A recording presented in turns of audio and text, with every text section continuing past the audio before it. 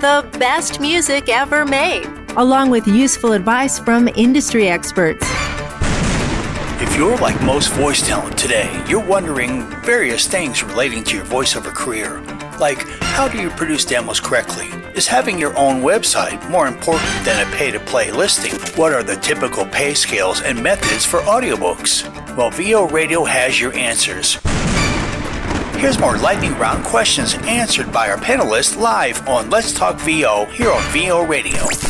Listen and learn, internet radio for the voice artists just like you. All right, email lightning round. This is from Sandra from Tucson.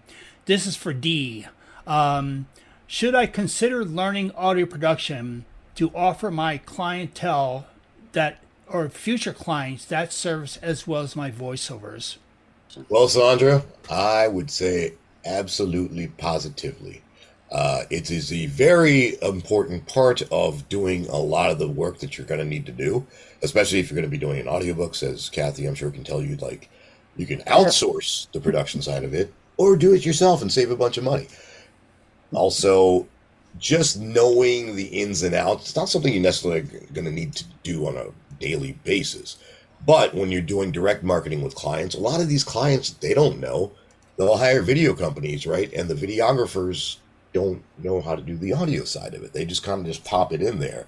So if you can offer those extras, it's another selling point for you where it can help you when you're writing proposals, sending out emails, whatever it is, a little extra feather in your cap that will put you above the competition. So absolutely yes. And I think I owe a lot of my success to my career by knowing audio production.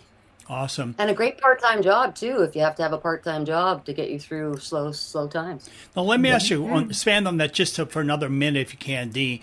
What's your opinion on, because this was another email from another individual who asked the same thing, so I didn't want to include it in the row, but I will.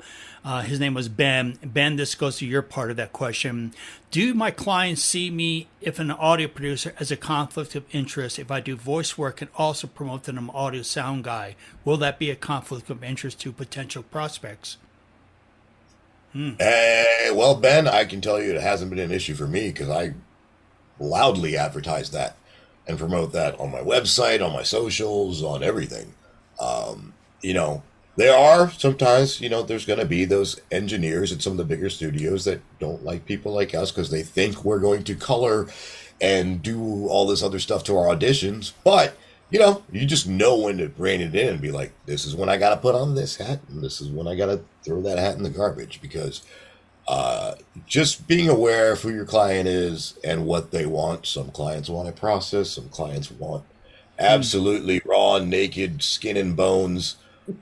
There's a time I forgot to even, I have, different presets, and I have a specific client for imaging that just gets so mad. I'm like, oops, forgot to turn that thing off. But again, I don't see how it could hurt anybody. Right. So sometimes dry, sometimes wet, depending on the specs and what the client asks for. Yeah. It's just knowing how to do something should never be a hindrance. There you go. That's Sandra and Ben. Good questions.